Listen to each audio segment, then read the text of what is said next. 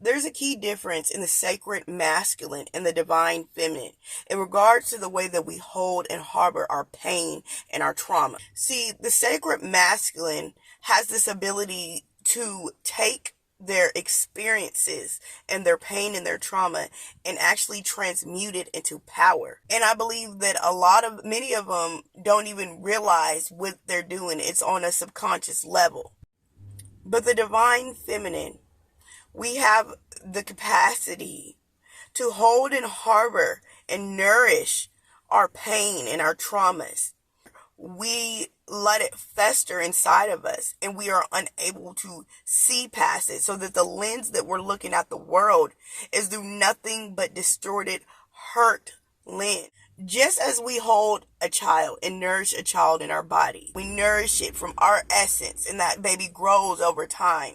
And as that baby grows from our essence, we bring that baby into the world, and still, we are nourishing that baby with our bodies, feeding that baby and growing that baby up. We're still raising that child. In the same way, when it comes to our pains and our hurts and our turmoils and bad relationships and trauma and mother wounds, father wounds, we nourish it in our bodies and we grow it from our essence, from our life force. When it's time to give birth to it, it manifests as broken relationships, cycles, depression, anxiety, fight, being promiscuous, no boundaries, lack of self-control, lack of self-esteem, letting people run all over you, going above and beyond, giving too much of yourself too soon and expecting nothing from anybody, stretching yourself to the limits and giving everybody everything, sadness, anger, confusion, bitterness, grief, jealousy. We don't have the capacity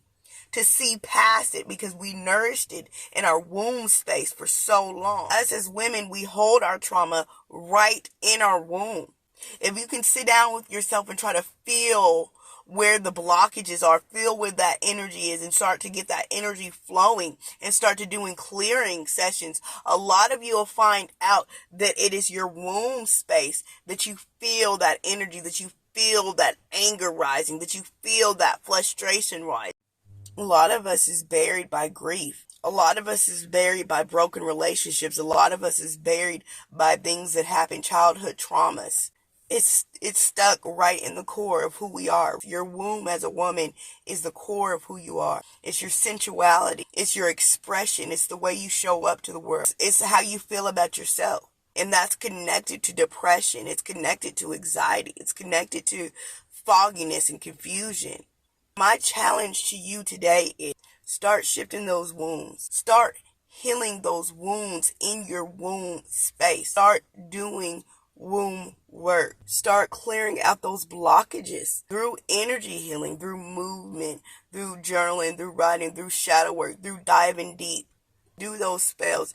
Cut those cords so that you can free yourself and that you can heal and you can be the woman, the divine feminine, the powerful divine feminine that you have been called to be. Some of this stuff did not start with you.